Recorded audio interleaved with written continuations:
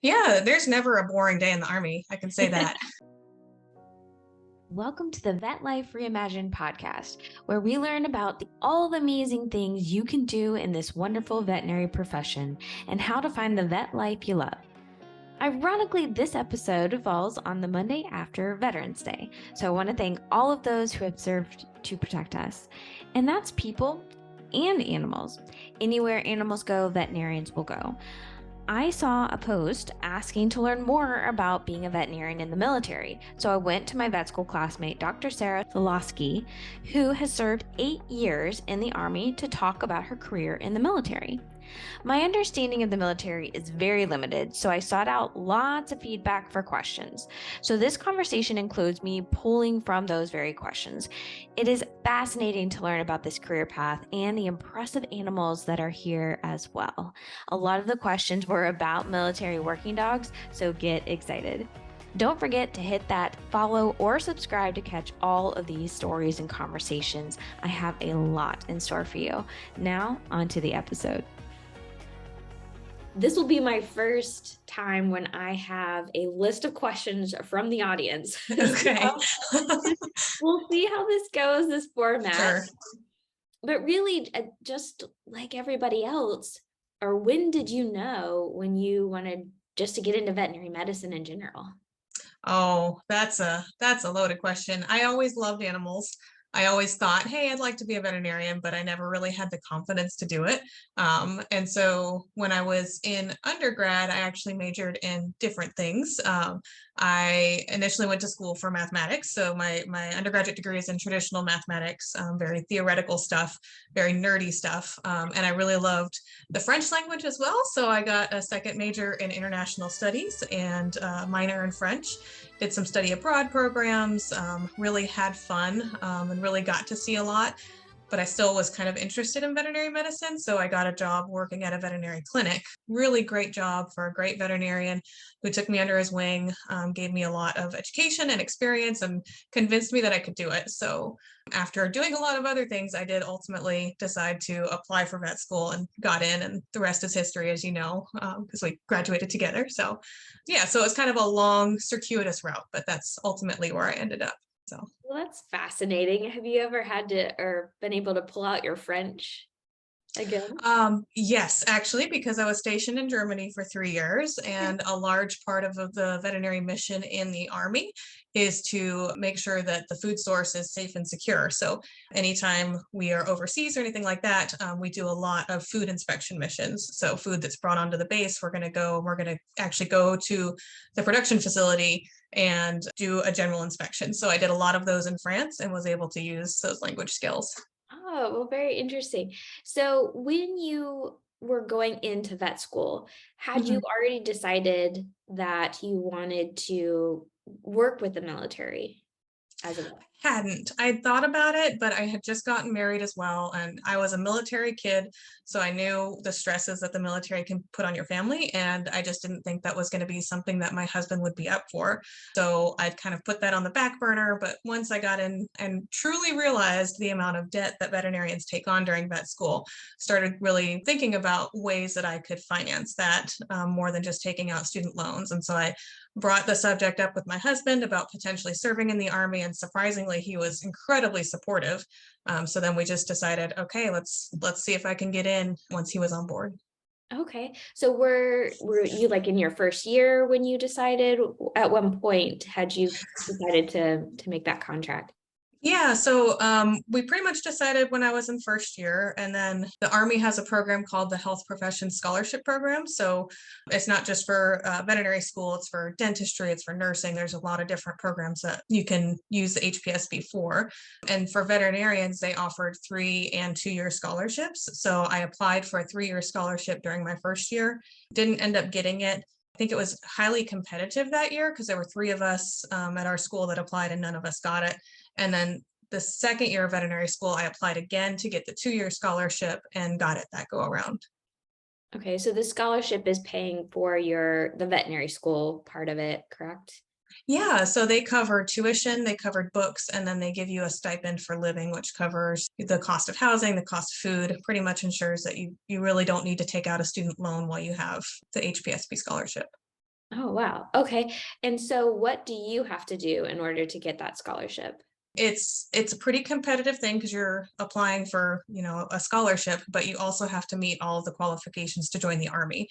And anybody that's interested in this, I would highly recommend talking to a medical specific recruiter because there's a lot of details that I don't know and that change year to year. But there's background checks that have to be done, medical screening, that kind of stuff all has to be done. And in addition to applying for the academic portion, which involves letters of recommendation, statements of interest, that kind of stuff. So it's a pretty involved process. And then if you do get the scholarship, then there's a lot more that you have to do afterwards to essentially put you into the ready reserves.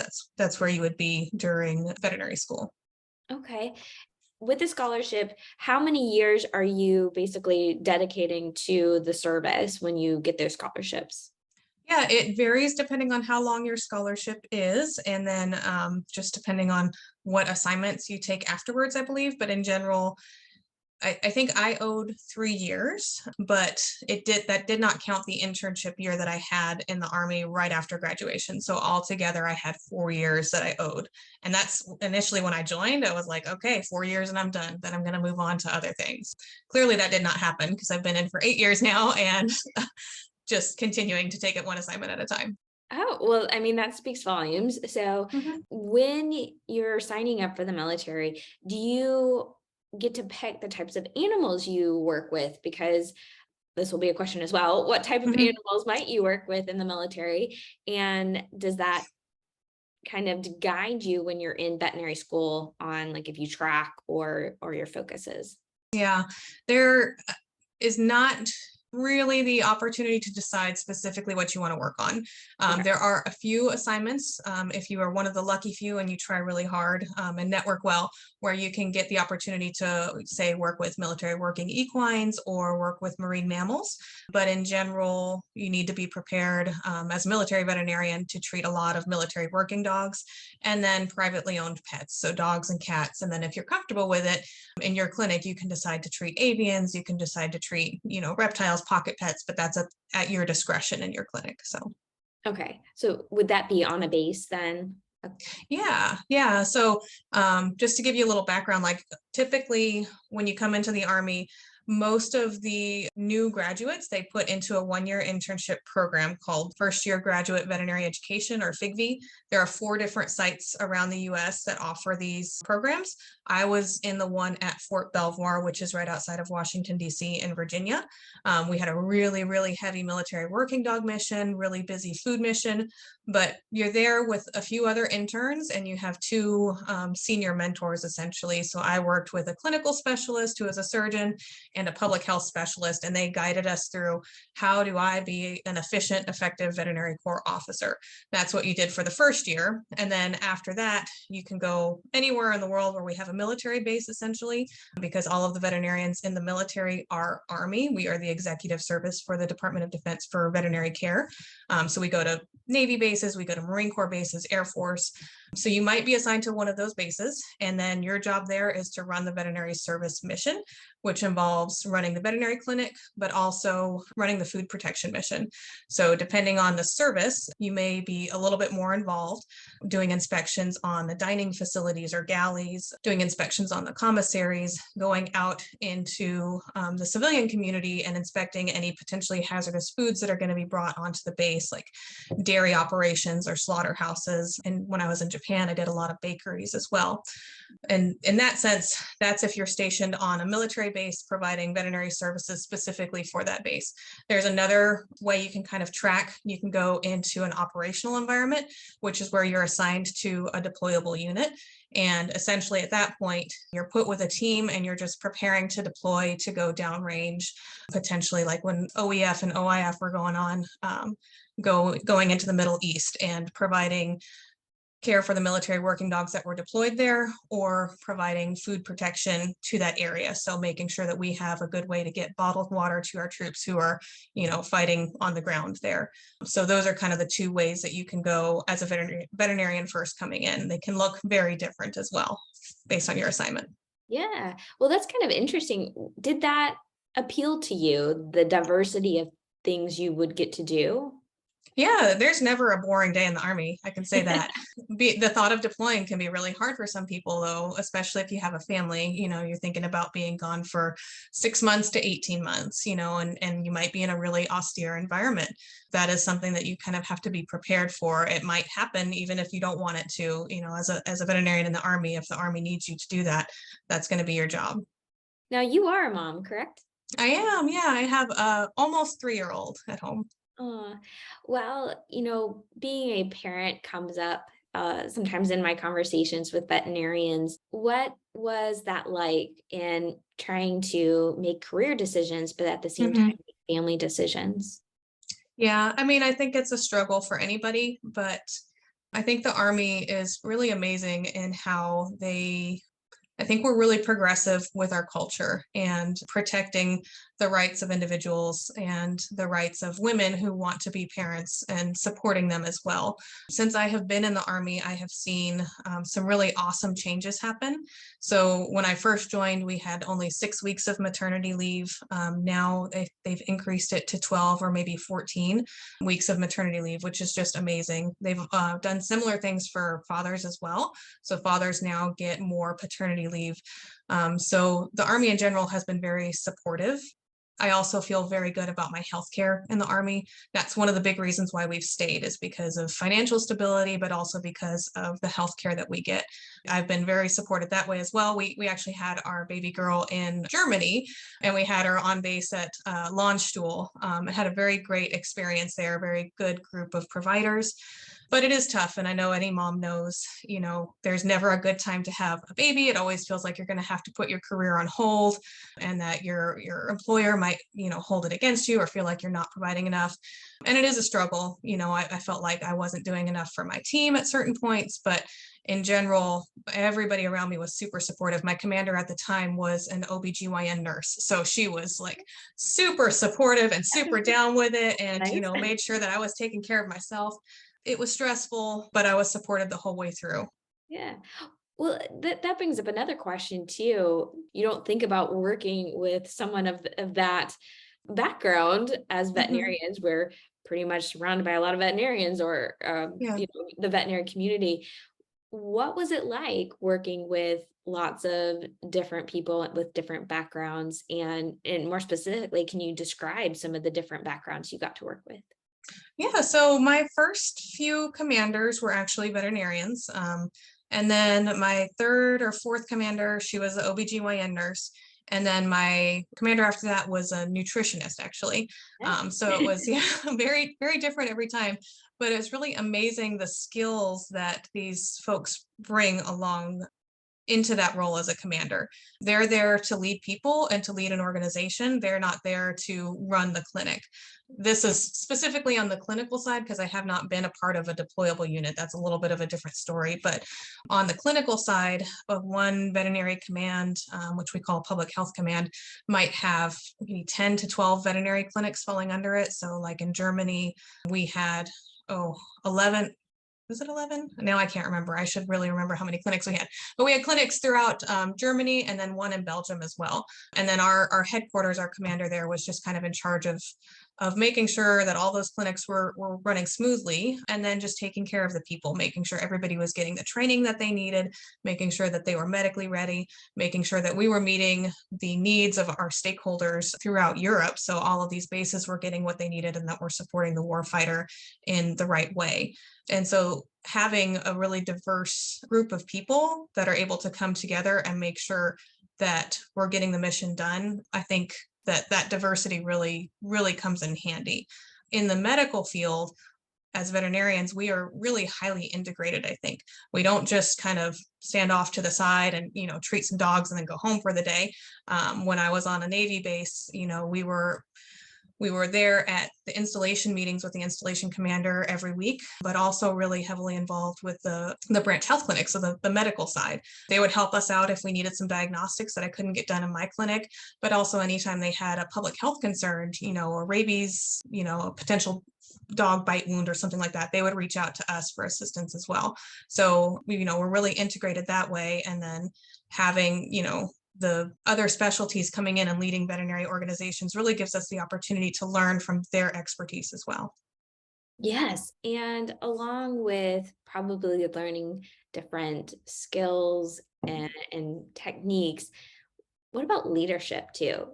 I would think that you get, at least I hope you get some leadership training. We talk about this with all veterinarians, right? As soon as you leave, you're a leader. And so what kind of leadership training and learnings did you get so far from the military? Yeah, that's really emphasized in the Army. And that's what the Army needs us to do. We call ourselves green suiters. So when we're wearing the uniform, it's green camo. So that's the reason that, the Army has green suiters. If they just needed veterinarians that were able to treat animals, we could hire contractors to do that, or we could have civilians doing that. They want people that are able to lead organizations as well. And so they really focus on that from the very beginning. In the initial basic officer leadership course, they're sitting you down and they're showing you, this is the Army model of leadership, and it's a very well developed model. And they go into some of the theoretical stuff, but they also really go into the practical stuff as well, as far as like, how to check in with your team, how often you need to check in with your team, how to provide feedback. And they emphasize that very regularly. So any sort of professional training that we go to, so typically at every rank there's going to be a professional school that you need to go to. So as a captain, it's called Captain's Career Course. As a major, it's called ILE, and I don't remember exactly what ILE stands for, but they have a specific course in ILE that's just on leadership and how do you effectively lead an organization. And then in addition to the standardized professional training, every commander kind of takes it on themselves to make sure that they're doing leader professional development, typically on a weekly to monthly basis with all of their officers as well. And that can take a lot of different forms. Sometimes we would have book clubs where we would read leadership books and then come together and discuss. Sometimes it was, let's learn about the career progression for our 68 Romeos or our 68 Tangos, and how are we involved in that? How do we get them to succeed? So a lot of different ways, and it's done in both professional and just kind of one-on-one with the commander or semi-formal training environments. Well, that's really interesting. And can you say what a Romeo or a tango is? Yeah. So those are our right and left hands essentially. So the 68 Tangos are veterinary technicians, and then 68 Romeos are our food safety specialists, food inspection specialists. Oh, okay. Very interesting. Mhm. So what would be one of the most important leadership skills that you have discovered so far? And can you tell a story to emphasize this particular characteristic? Oh, that's, it might take me some time to think about a story, but definitely the biggest thing is communication, Mm. especially in the Army. When I was in Japan, it was me and my team of 8 soldiers and civilians, and my commander was a 12-hour train ride away. We were the only Army on the island that we were on. So it was very isolated, but definitely communication is going to make sure that our commander is tracking what we're doing and that our commander is supporting or redirecting whatever our efforts are, because we are very spread out. Communication is huge. I think everybody can agree on that. And I think it's something that hopefully the military does really well because you have to, like you said, you're Mhm. spread out and you have to be able to have very clear, clean communication as much as possible. And Simon Sinek is someone I follow, and he really respects the military when it also comes to teamwork and how you see each other. And I think communication plays a role of that. But if you want to go from a different angle, feel free. How have you seen the relationship between you and your team? I think it's very important that we recognize that we are a team and that there's it can be tough when we talk about big army, and big army is kind of the non-medical army, where these are the actual war fighters, these are the soldiers that are out there doing the mission, and we're here to support them.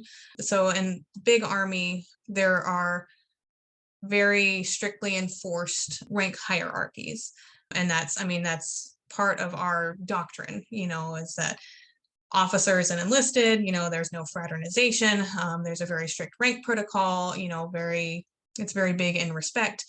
But when we're out and there's only 8 of us on the island, and there are there were Navy in Japan as well. There were a lot of sailors there, but my team, it was just 8 of us. So it was 1 officer and 6 enlisted and 1 Japanese civilian. So we got a lot closer, I think, than you would see in the big army with the officer and the enlisted ranks.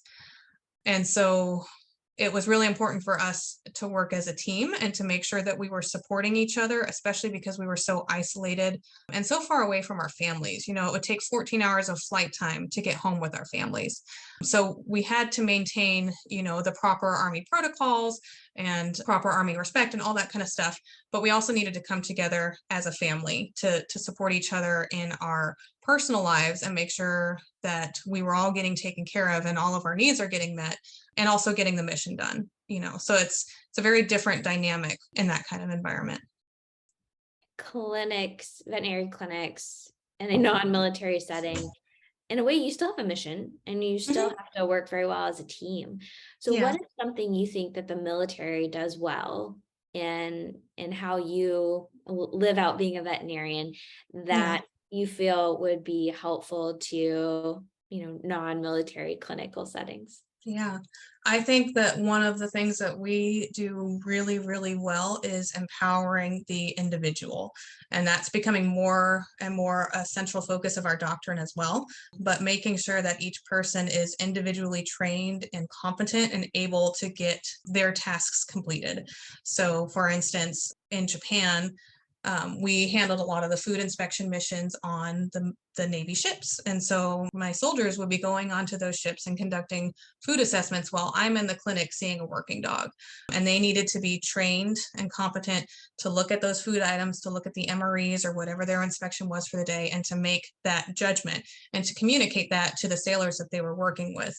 And then if they needed any assistance or they needed backup, they could always come back to me. We could find out the answer together. I could give them support in whatever help or whatever way they needed it.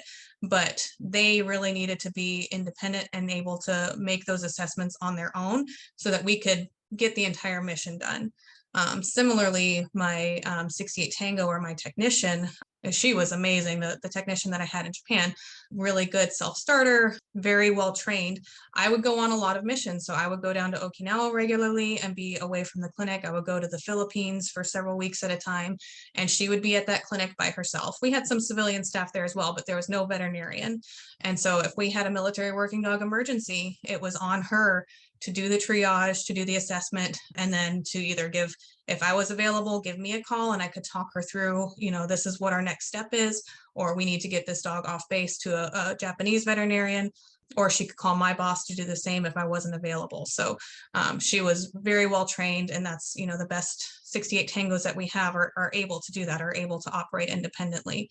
And so that's one of the things that we really do well, is making sure that every individual on our staff, maybe not right when they first join the Army, but our job is to train them to get them to that point where they can operate independently and be empowered to do so. People who are interested in that nurse practitioner role in the veterinary medicine will be very intrigued by that, I think. So yeah. Interesting. Okay.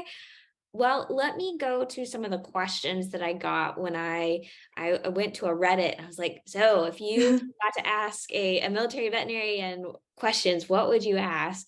And so here were some of the ones they asked. Advising those who may be interested in pursuing a path in the military, what are some pros and cons to be cognizant of to see if it's a good path for them? That is an excellent question. And I think a lot of the pros are also some of the cons. So starting with some of those, travel is a big one of those.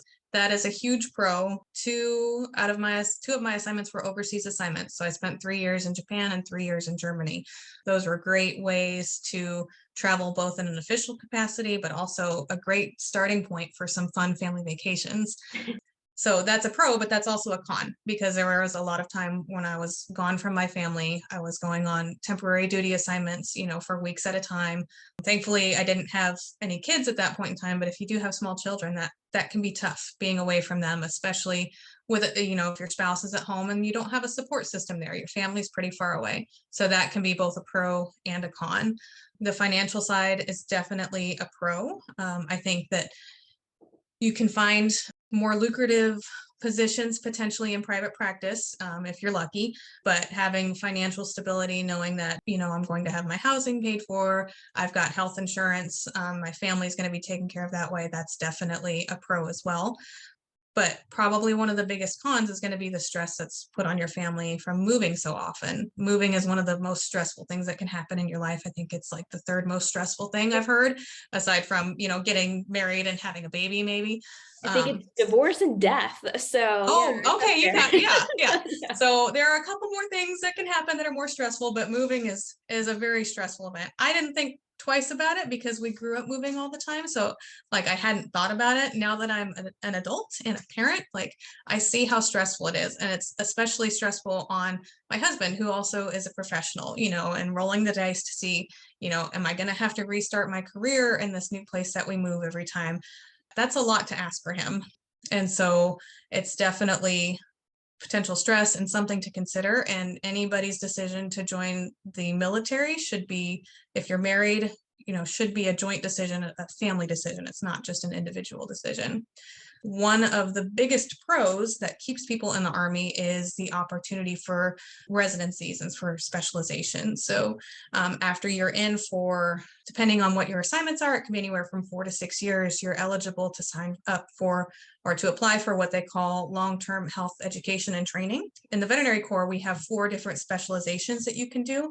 And if you want to stay in past, I think it's 10 or 12 years, you actually have to specialize. You can't just stay as a general practitioner. The 4 that we have are public health specialist, laboratory animal specialist, pathologist, and a clinical specialist. And underneath the clinical specialty, we have internists, we have criticalists, we have surgeons, we have a few behaviorists, and then on the reserve side, I think we have a couple of other specialties as well. As a veterinarian in the Army, once you've done, a certain number of assignments, you can apply for one of those.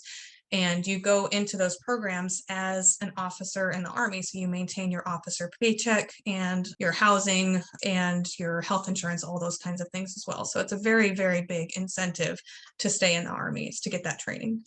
Yeah. And so you said you've been in 8 years now. So Mhm. you're qualified. Did you apply for a specialty? What did you Yeah. So I decided to go into pathology. Army has a really excellent veterinary pathology residency, part of the DoD's Joint Pathology Center. Very long history of this organization. It used to be the Armed Forces Institute of Pathology, which has been around for a very long time. I think it might be the oldest veterinary pathology residency that exists. I might be wrong on that. I got to do some research, be a better pathologist within the JPC. But we have a really great program.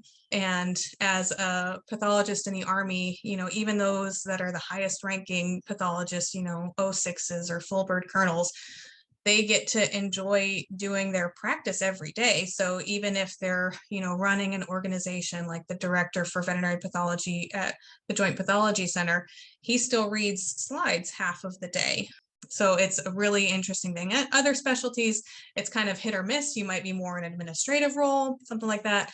But I decided to go veterinary pathology, and I got in. And now I'm in my 2nd year of residency. So I'll finish up in a little less than 2 years. Oh, well, congratulations. And Thank you. it's exciting. I love career pathing because that's, one of the reasons for this podcast. As you are finishing up your residency, do you want to go to colonel? What do you kind of see your path looking like in the future? Yeah, I want to try to stay in for 20 years. That's my goal. At 20 years, you can fully retire. But honestly, when you're in the military, you can have the best laid plans, but sometimes they just don't go to plan. So it's best to, plan it out, but then take it one assignment at a time, because there's never, something might come up where I just decide military is not the right thing for my family right now, or maybe at a certain point, if I have some medical issue come up where I'm not qualified for military service anymore, that's always something that I've got to keep in the back of my mind. But right now, I would love to stay in for 20 years. I would love to get to colonel. I would love to run one of the fantastic research organizations that we have. Interesting. Well, since you said that about leaving, someone did ask a question Mhm. about leaving as a CPT. So first of all, what's a Yeah, CPT and sure. what does that entail leaving? CPT is just a rank. It's a captain. Oh, So okay. when you're commissioned into the Army as a veterinarian, you're commissioned as a captain, which is Okay. pretty amazing. My dad was Air Force, not medical, and he just was blown away the fact that I could come in as a captain and not have to be a lieutenant first. He just thought that was the craziest thing in the world. But a lot of people who join the Army will do their obligation, 1 or 2 assignments, and then decide, you know what? I've done my service. Now I want to try things out in the civilian world. And so they can get out, after that initial obligation is complete, which might be 3 or 4 years. And so they would be getting out as a captain. Okay. You mentioned that the Tangos and Romeos, they sounded very well trained. And for them, do you feel like they are also given a lot of opportunities for growth and development as well? I think that they are. Unfortunately, and I think this is true for the officers as well. Some of it is going to be command dependent and mission dependent. So there are a lot of really amazing schools that we offer for our Romeos and for our Tangos and for our veterinary corps officers as well. It's not guaranteed that you're going to get to go to that school the first time or the second time or the third time that you apply. It really is a little bit dependent on the mission, on if we can afford to lose that person for that amount of time, if there's funding available to get them into that school, because, when we're in Japan, we're talking about sending a soldier back to Texas for training. That's going to cost the activity or our battalion $3,000 to do that training. So is it in the budget? A good commander is going to be able to balance all of those things and make sure that the training is equitable, especially when we're in those far away locations. So I think it's a little bit dependent on the location and the command that you have. But in general, yes, I think that they are very well trained and that there are a lot of really excellent opportunities out there. Excellent. This question came from another military vet, and they said they would love to ask, which service was your favorite to work with? Oh, that's a great question. I've gotten to work with all of the services except for the Coast Guard in varying capacities. The ones that I have worked with most closely, probably the Army and the Navy, but I've worked a little bit with the Marines and a little bit with the Air Force. They all have wonderful people, wonderful military working dogs. The Air Force is really fun when you're on an Air Force base because they do their own food inspection. So as a veterinarian, that frees you up to spend more time in your clinic. Whereas on any other base, you're going to spend a lot more time managing the food inspection mission. That being said, my favorite to work with is probably the Navy. There's a lot of reasons for that. After I did my first assignment outside of DC, which is, very close to what we call the flagpole, where all the really important people are really busy. It's like, okay, send me as far away from here as you possibly can. So they sent me to a Navy base in Japan where they'd never had an Army officer stationed before and said, okay, set up a clinic and get those military working dogs care. So okay, so it was really really fun to just kind of hit the ground and build from the ground up. We did have a small clinic that we started with, and the Army veterinarians and like the local islands had come and visited often to provide the working dogs care, but I was the first one to be stationed there. So to be able to set up that relationship with the installation and with the working dog kennels was just really, really rewarding. Also, the Navy bases are just the most beautiful places to work because they're always on the water. They always have these big, beautiful ships, and Japan is just gorgeous and a lovely community to be a part of. But the handlers were really great as well. And I'm not sure how it goes in all of the services, but in the Navy, before you can become a military working dog handler, you have to be a MP first, what they call an MA or military police officer. And you have to be selected to be able to become a working dog handler. And you are selected to do that by showing that, one, you're the best of the best, and two, by volunteering all of your extra time to help care for the working dogs. So you really show that you can do it and that you want to do it before they'll pick you up and they'll send you to handler school and give you a dog. So all of the military working dog handlers that I worked with in the Navy were just amazing, very well trained, had great relationships with their dogs, really prioritized the medical care, never had any issues with compliance, just a wonderful experience to have, especially as a new veterinarian.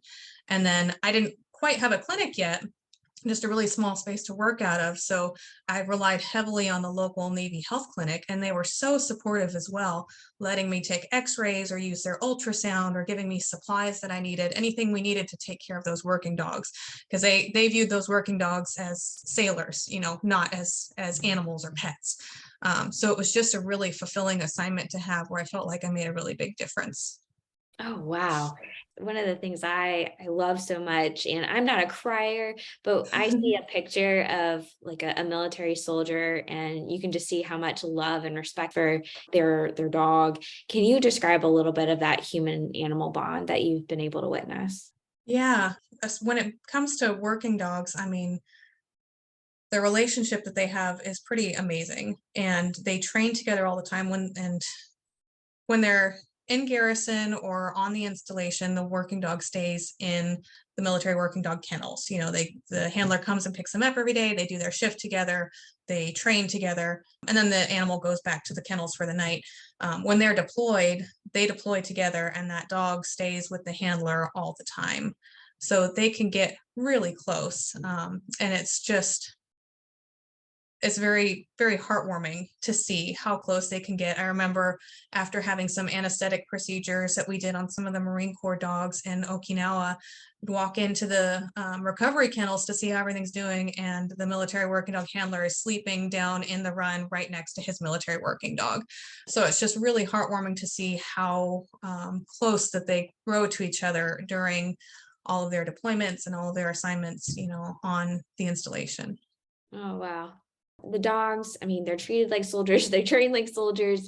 Mhm. What happens when they retire? And what might indicate a time, okay, this dog is ready to retire? Yeah. So when we retire a dog, we call it dispoing. I don't know why we say dispo, but they are dispositioned when they are retired out of the Army or whatever service that they're in. A lot of the reasons why they might be dispoed are medical reasons, and so we're heavily involved in any of the retirement process, any of the processes that go on. But medical reasons might include things like osteoarthritis, maybe if they have had a heat injury or something like that, which makes them not able to work as hard. Those types of things will push us to put them in for retirement. They can also have behavioral issues, or potentially just they're tired of working, if they have decreased work drive. A lot of times that happens with age too. We don't have like a set cutoff for age when they have to retire, but a lot of times when they get older, their work drive just kind of decreases. And so then we might do what's called a training disposition, where, okay, there's nothing medically wrong with them, but they're just not working out as a working dog anymore. So they should be a pet dog. Most of the animals that are retired or dispoed out of the military are adopted out, and there's a really almost competitive hierarchy on who gets to adopt the working dogs. So typically the first person in line is going to be the current handler, and then the second person in line might be previous handlers. And then after that, it's, veterinary staff, the people that work with the dog all the time and love the dog. In a few situations, we might deem that the dog might be a little bit too dangerous, because these dogs are trained to be police dogs. And so they might not be a great fit for any type of owner. So we might have to be very specific on who they can go home to.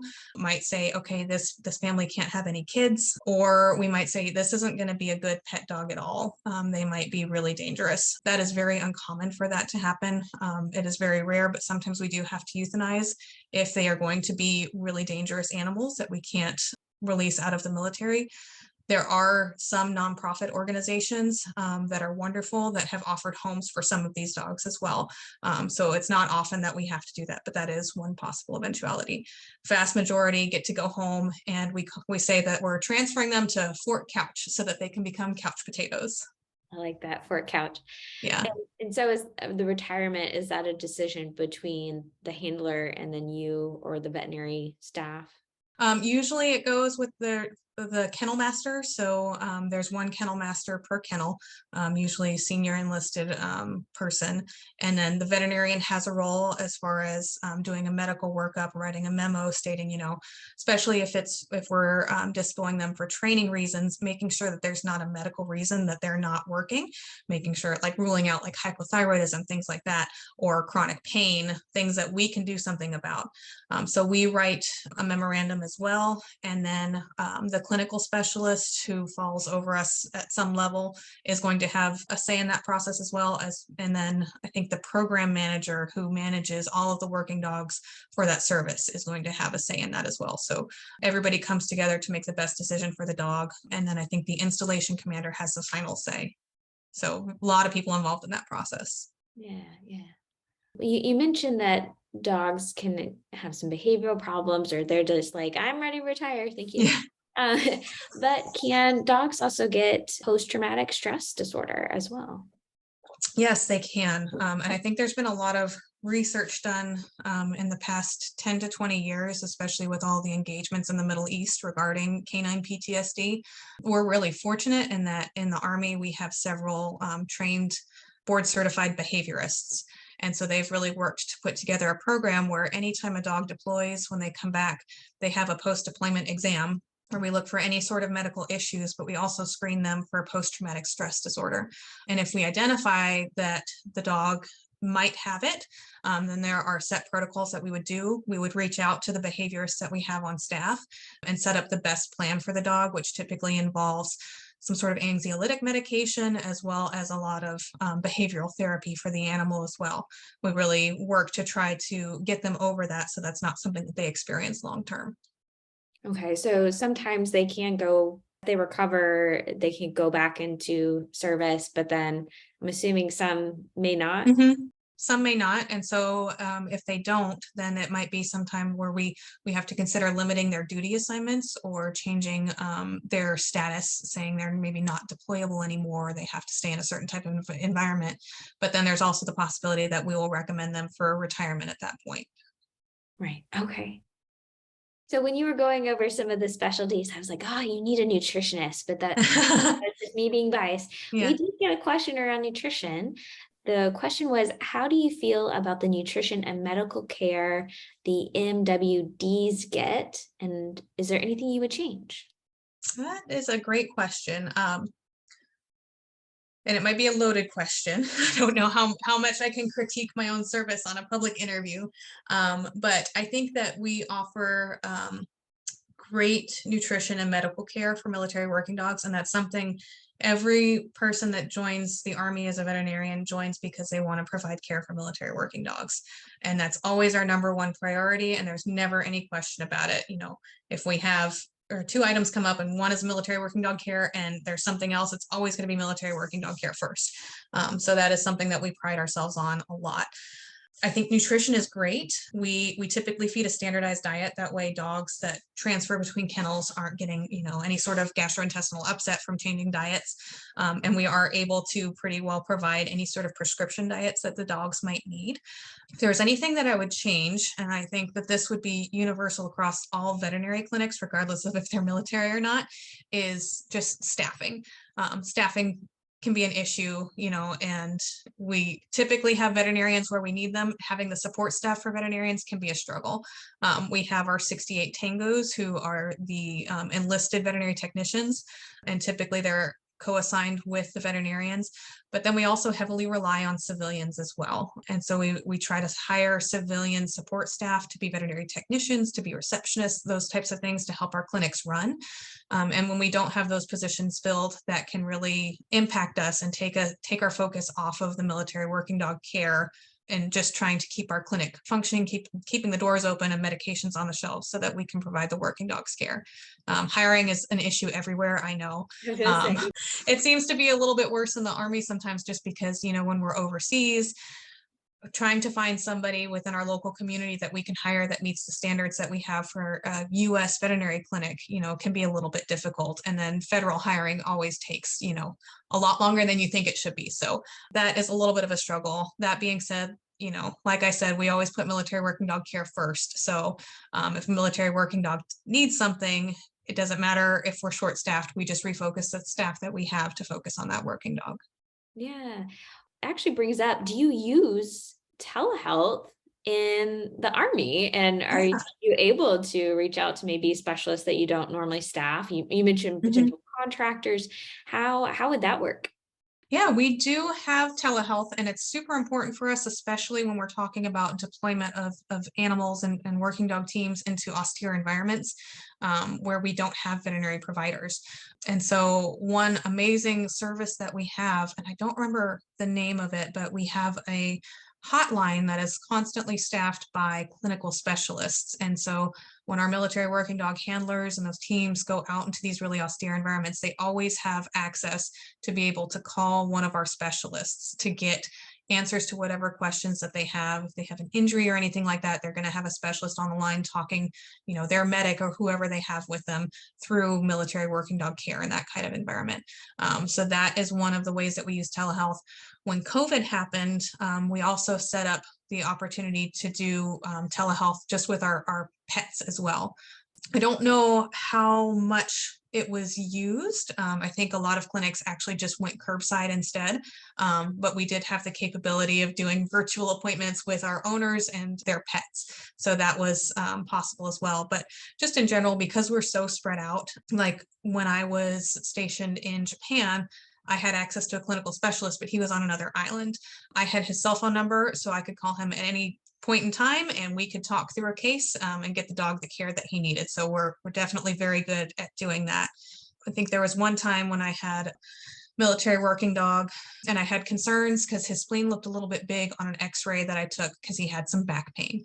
So it's like, okay, let's do a quick ultrasound on his spleen, but I had to wait for the veterinary or for the health clinic to have availability for me to use their ultrasound. So of course it was at 5 o'clock on a Friday. And so we get the working dog in, and I shave him and I put the ultrasound on his belly, and his belly is full of fluid. And I found a ruptured mass on his spleen. And I was like, oh my gosh, oh my gosh. I don't have surgical capabilities because I didn't have a clinic yet. So I called my boss, who, is hundreds of miles away on another island. We talked through it and he's like, yeah, that dog needs to get surgery stat.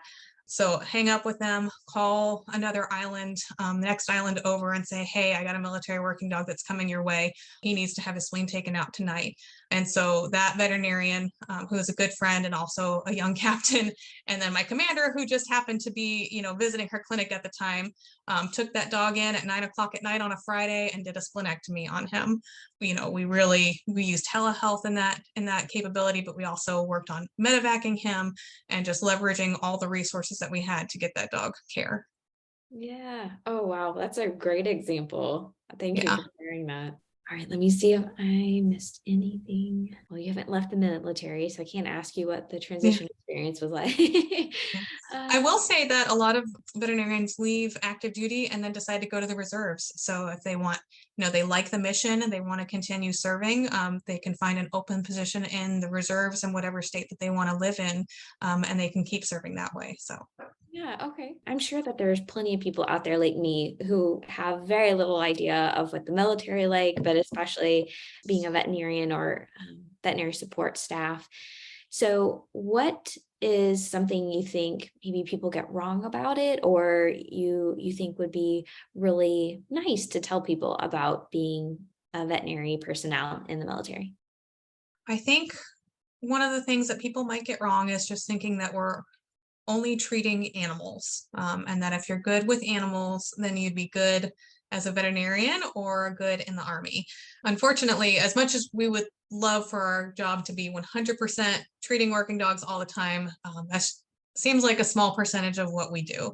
In the Army, they always say that we are leaders first and we are soldiers first. So everything that another soldier is expected to be able to do, I'm expected to be able to do that as well. So I have to be able to pass the combat fitness test. I have to be able to fire a weapon. I have to be able to do all those warrior tasks. I also have to be able to work with other people, to be able to lead my team, and to make sure that we're all accomplishing the mission together and that nobody's getting left behind. That is a really big part of the job. I think the same thing happens in the civilian side as well.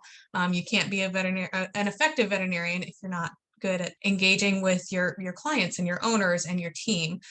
So it's a little bit like that, just maybe a little bit more intense, and some of the leadership things that we have to do.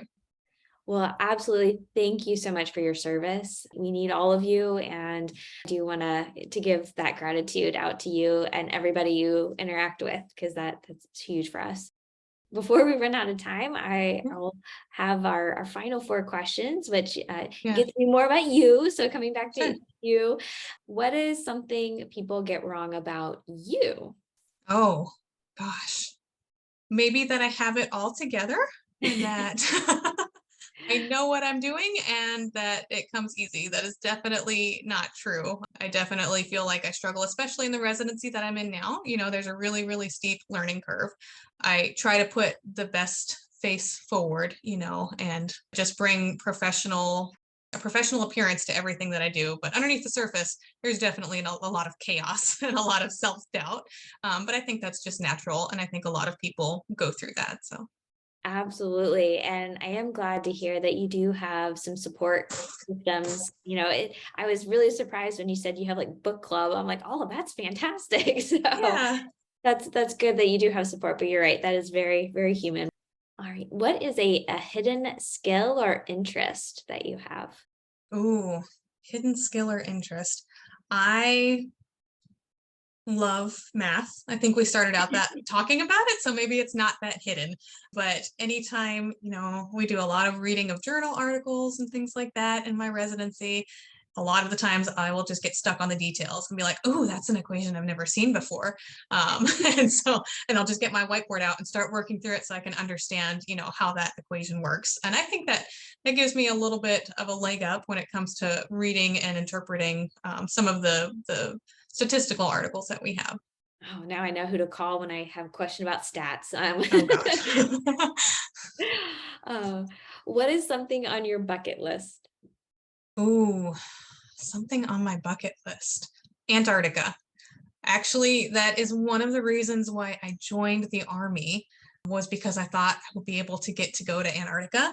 There's one mission every year that they select a veterinary corps officer to support, and it's to support this research installation in Antarctica. And they send you down for a couple of weeks and you do some food inspections and stuff, and then return home. And so it's like that, I'm going to do that. You even get like a little special medal, if you go down into Antarctica, I think. And so that was something that I really wanted to do. And, the opportunity came up, I think, once in my career to volunteer for it. And I was like raising my hand as high as I possibly could, like, send me, send me, send me. They picked somebody else for it, which was fine, I think, but I'll make it down there as a civilian at some point, though. Oh, that's really interesting. Okay. Well, when you go, you gotta let me know and we'll Sure. follow up. Yeah. We'll Yeah. get your story. And finally, what is something you are most grateful for? I am most grateful for my family. And that is something that I remind myself of daily when, struggling with the residency study hours, and responsibilities. Just reminding myself of how lucky I am to be where I am because of the sacrifices that my family made coming before me, that my dad made when he was in the Air Force, but also just the support that I get from my family now, from my husband and from my daughter, the things that they allow me to do. I'm just so grateful for them, and they bring a light to my life. So. Another thank you to those who have served in our armed forces. I hope you have enjoyed this episode of the Vet Life Reimagined podcast. Please check out the videos on YouTube. I have it all organized with vets, vet techs, students, shorts. It's a great way to check out all the people and the topics that are covered. While you're there, it would mean a lot to make sure that you are subscribed. And to you, my audio listener, I appreciate that you are here with me. Please click the follow sign. And if you like the podcast, please give it a great rating and review. That really helps out the podcast. I will be here next week. Have a wonderful week.